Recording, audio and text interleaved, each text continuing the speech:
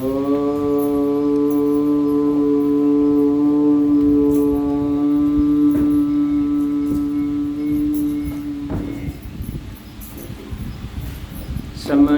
आर्यभट्ट पुरुषों, मान्य मातृशक्ति भाइयों बहनों, जैसा कि हमने कल विचार रखा था कि भगवान को जानने के लिए 3 योगों का वर्णन आता है, कर्म योग, उपासना योग और ज्ञान योग।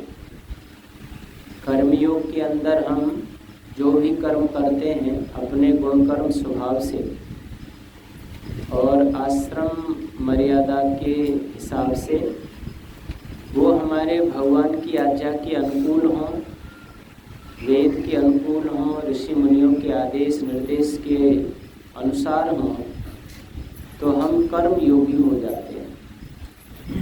तो उसमें ब्राह्मण के कर्म क्या होते हैं, उन्हें क्या करना चाहिए, उसके लिए महर्षि मनु ने एक श्लोक दिया है। अध्ययनम अध्यापनम यजनम याजनम तथा दानम प्रतिगृहश्चैव ब्राह्मणानाम अकल्पयत्। यानी ब्राह्मण को वेदादि शास्त्रों का अध्ययन करने वाला होना चाहिए। इसलिए पहले जो चारों वेदों को पढ़ते थे उनको चतुर्वेदी कहा जाता था। 3 वेदों के अध्ययन करने वाले त्रिवेदी कहे जाते थे। 2 वेद का अध्ययन करने वाले द्विवेदी, 1 वेद का अध्ययन करने वालों को वेदी, उपनिषद आदि का अध्ययन करने वालों को उपाध्याय आदि नामों से संबोधन मिलता था। अर्थात हमारे यहाँ निष्प्रयोजन भी वेद को पढ़ना ये माना जाता है। कोई हम उससे व्यवसाय ना करें, कोई धंधा ना करें, फिर भी हमें भगवान की वाणी वेद का पढ़ना चाहिए। और ब्राह्मण का तो ये मुख्य कर्तव्य कर्म है, वेद को पढ़ना। सांगोपांग वर्णोच्चारण शिक्षा से लेकर पूरी विद्या जो वेदों की है उसका अध्ययन करें, क्योंकि ये जो मुख है इसमें ज्ञानेंद्रियों का ये केंद्र है, इसमें ज़्यादा से ज़्यादा ज्ञान इकट्ठा करने का ही है। तो ब्राह्मण को वेदादि शास्त्रों से ज्ञान इकट्ठा करना होता है। दूसरा अध्यापनम, वेद पढ़ाना उनका दूसरा कर्म है। स्वयं पढ़ें पहले, फिर उसके बाद पढ़ाएं। तो इसमें ज्ञान को प्राप्त करते हैं, फिर वाणी से उपदेश करते हैं। इसमें बोलने की भी सामर्थ्य इसी मुख के अंदर है। उपदेश करके शब्द अर्थ संबंध सहित सबकी अविद्या का नाश करें और विद्या का विकास करें, विद्या की वृद्धि करें। इसलिए गृहस्थी लोग भी प्रतिदिन प्रार्थना करते हैं कि भगवान हमारे यहाँ उत्तम विद्वान ब्राह्मण आते रहें और उनके हम उपदेश सुनते रहें, क्योंकि उपदेश के सुनने से ही अपना संसार का, ईश्वर का यथार्थ बोध होता है। उपदेशोपदेष्टित्वा तत्सिद्धि तर्थांध परंपरा। सांख्य दर्शनकार कपिल मुनि जी ने लिखा है कि जहाँ वेदादि शास्त्रों के उपदेश सुनना और सुनना पाया जाता है, वहीं पर सुंदर सुंदर सुखद शांतिमय व्यवहारों की सिद्धियां प्राप्त होती हैं। और जहाँ वेदादि शास्त्रों के उपदेश सुनना सुनाना नहीं होता है, न कोई सुनाने वाले मिलते हैं, न सुनने वाले इच्छा रखते हैं, तो वहाँ विभिन्न प्रकार की अंधविश्वास, रूढ़ताएं, लड़ाई बखेड़े, कलह क्लेश, परेशानियाँ खड़ी हो जाती हैं। इसीलिए ब्राह्मण का ये कार्य है कि वो स्वयं वेदों से समस्त विद्याओं और ज्ञानों को प्राप्त करे और उसके बाद फिर वो जो है दूसरों को उपदेश करके उनका ज्ञान कराए, घर घर परिवार परिवार में जाके। इसलिए 16 जो संस्कार माने जाते हैं उनमें ब्राह्मण जाते हैं घरों में और उन संस्कारों में वहाँ उपदेश भी करते हैं, संस्कारित करने के उपदेश भी करते हैं। मानव को मानव और देवता कैसे बनाया जाए, सुंदर सुखद हमारे व्यवहार कैसे हों, ये सब उपदेश ब्राह्मण के द्वारा होते हैं। तीसरा कार्य है यजनम, अर्थात स्वयं अपने घर में, परिवार में जहाँ रहते हैं वहाँ यज्ञ करें रोजाना।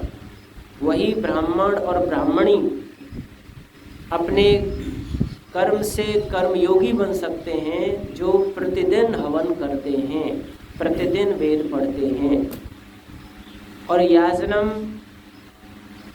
दूसरों के यहाँ विधि विधान से यज्ञ कराते हैं।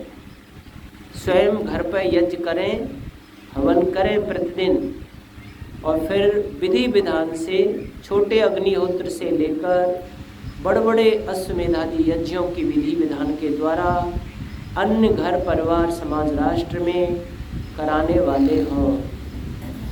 और पांचवा दिया है दानम, यानी कि उनके पास में जो कुछ भी है उस संसार से आया है उसका फिर वो दान करे, यानी बांटे। वैसे ब्राह्मण का सर्वोपरि दान विद्या का दान माना जाता है, क्योंकि पूछा जाए भाई सभी दानों में सबसे उत्तम दान क्या है, तो महर्षि मनु ने लिखा है सर्वेषामेव दानानां ब्रह्मदानम विशिष्यते।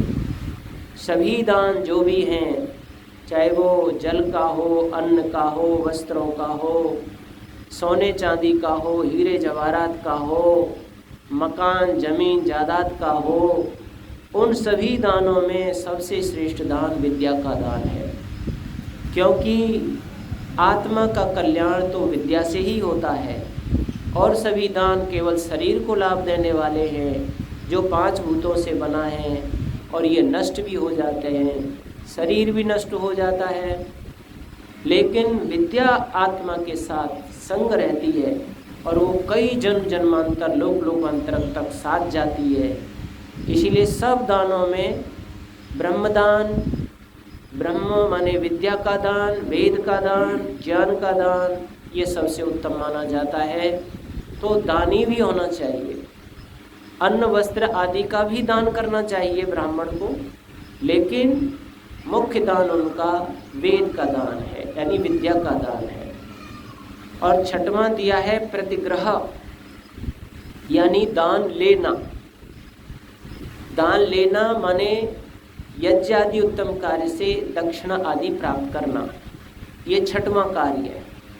इसमें 3 काम ब्राह्मण के धर्म माने जाते हैं, पुण्य कमाने वाले माने जाते हैं, और 3 काम उसकी आजीविका में माने जाते हैं, वो अपना जीवन चला सकता है।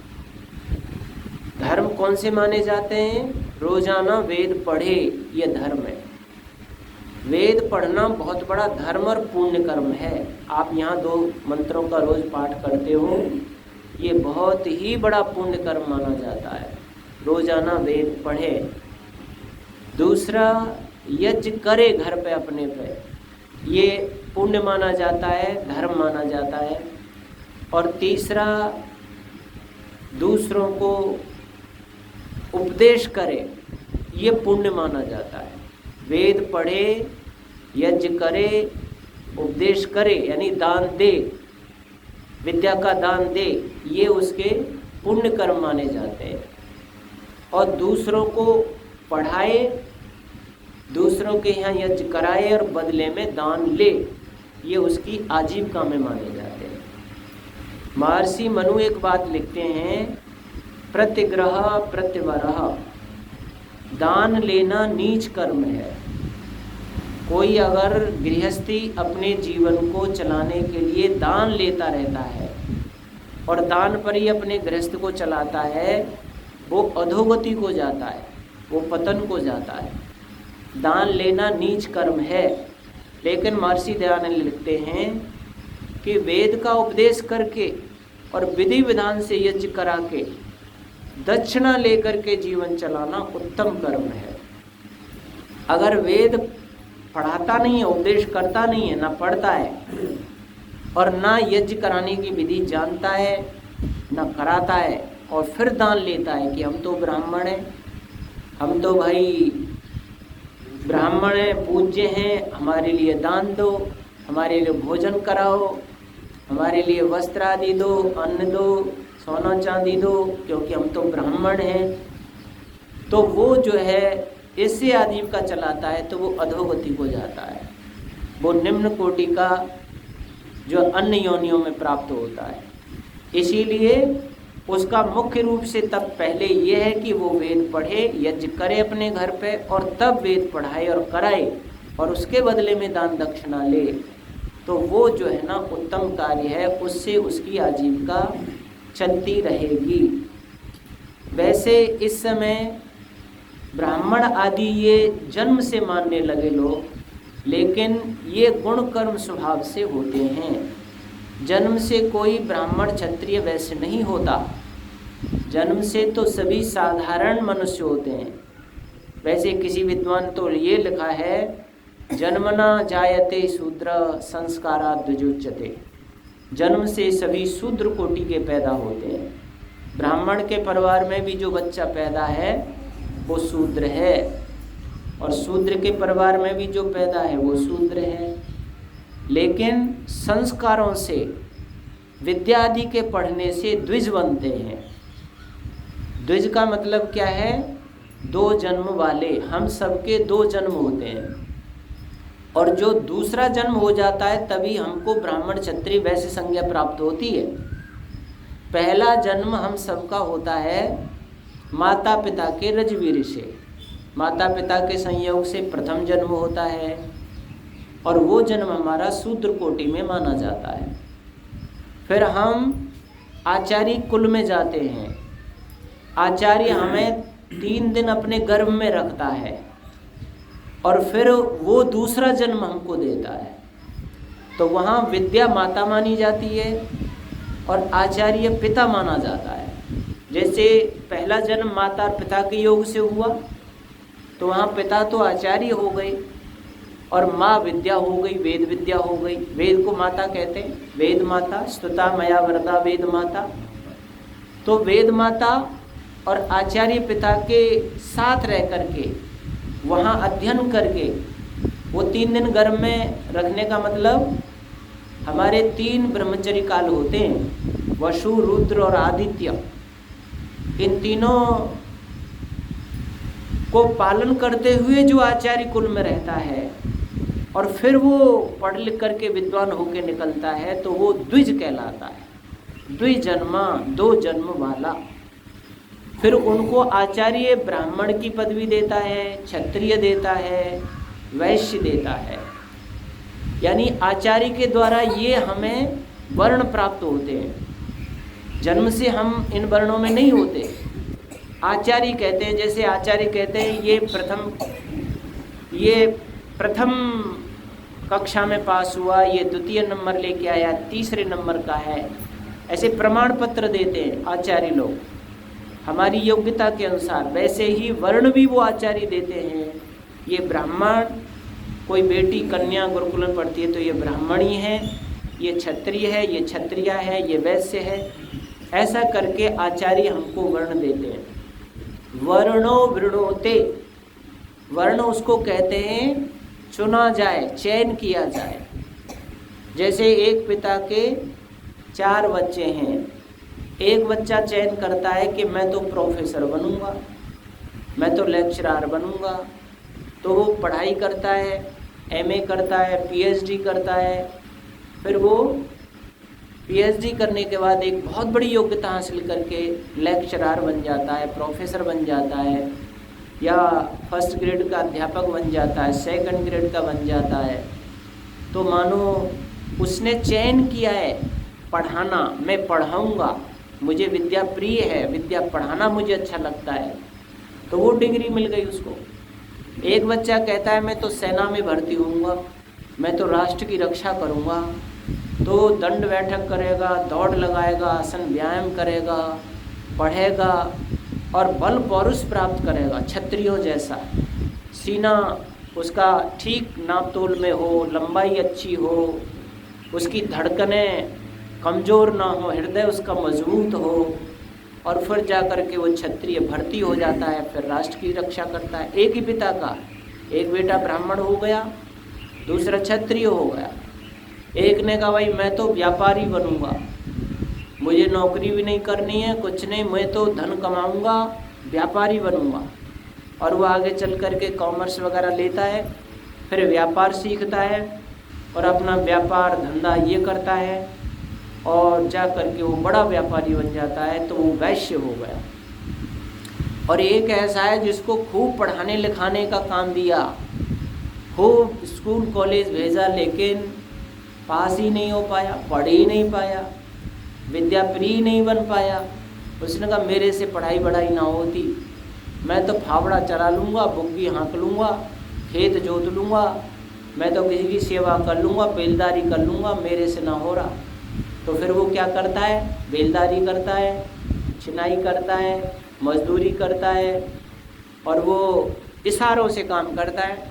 भाई यहाँ से मिट्टी इधर कर दे, ये ईंटें यहाँ से यहाँ धर दे, ये यहाँ इतना खेत को नराई कर दे, ये इतना काम ये कर दे। अपनी बुद्धि से नहीं कर पाता है, अपनी अकल नहीं है उसके पास में, वो दूसरों के इशारे से काम करता है, तो वो शूद्र होता है। और वो किसी भी कुल में पैदा हो सकता है। एक ही परिवार में 4 प्रकार के पैदा हो सकते हैं। एक ही परिवार में ब्राह्मण, क्षत्रिय, वैश्य और शूद्र हो सकते हैं। जन्म से ये नहीं है, जन्म से कोई ब्राह्मण पैदा नहीं होता है।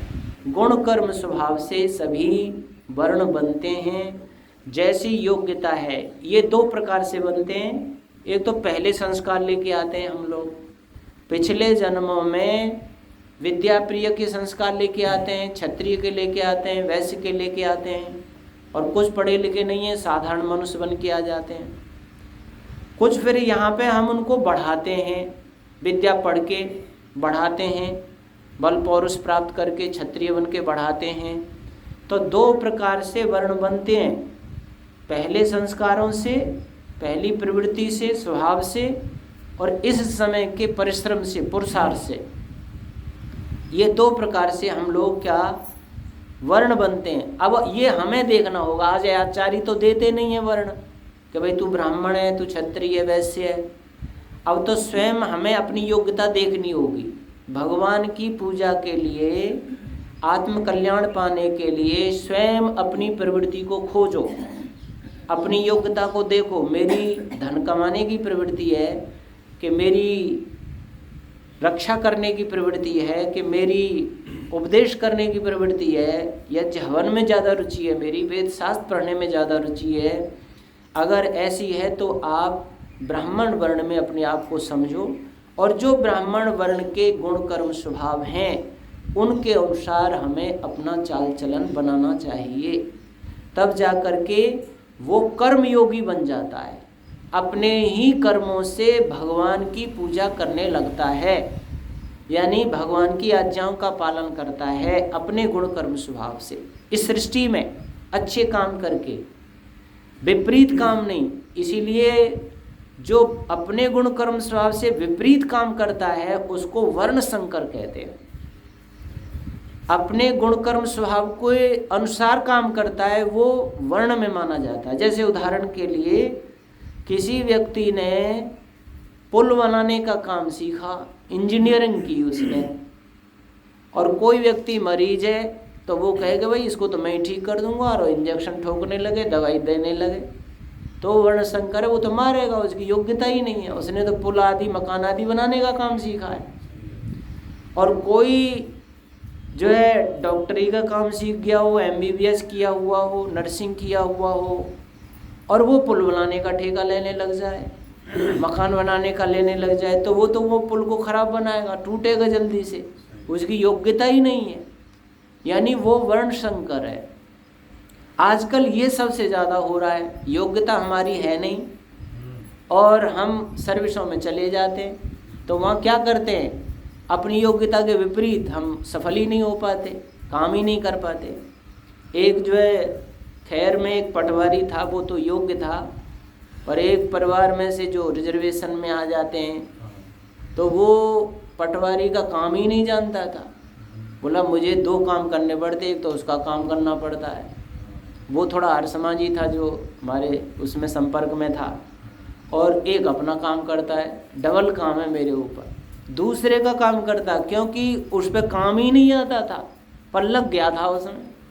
आजकल आरक्षण में आ जाते हैं, तो क्या है, योग्यता नहीं है लेकिन आप पहुंच गए, योग्यता कम है डॉक्टर बन गए। ये आरक्षण से बहुत बड़ी हानि भी है वैसे, क्योंकि एक 30-40-50% पे आदमी और डॉक्टर बन जाता है और एक 80-90% का रह जाता है। वर्तमान हमारे हाँ, तो बहुत से जानते ही नहीं है। अब क्या है कि 80-90% वाला जो राष्ट्र की उन्नति करेगा, जो पढ़ाएगा, जो डॉक्टरी का काम करेगा, उसे कितना लाभ होगा देश का। और जो कम योग्यता में पहुंच गया है, 30-40% पे पहुंच गया है, तो वो कितना भला कर सकेगा। इसीलिए है तो मैना डॉक्टर का नाम देखा मैं, मीना डॉक्टर का कर सके, मैना आरक्षण तो हाँ, वही तो बात है। इसलिए हमें क्या है, परिवार समाज राष्ट्र की उन्नति के लिए चारों वर्ण बनाए गए हैं और वो अपनी अपनी योग्यता के अनुसार ही बनाए गए हैं, उनका चयन होना चाहिए। वैसे आरक्षण के लिए लाभ धन का, मकानों का, पढ़ाई का, इनका देना चाहिए, पर नौकरियों में योग्यता के आधार पर अगर मिले तो राष्ट्र की ज़्यादा उन्नति हो सकती है। इसीलिए हम अपने वर्ण को समझें और उसके अनुसार काम करें। वो कर्म पूजा ही हमें भगवान का साक्षात्कार कराने में समर्थ और सफल होती है। आगे और ब्राह्मण के क्या कर्म, गीता क्या कहती है, इसके ऊपर कल चर्चा करेंगे। ओम शम, धन्यवाद।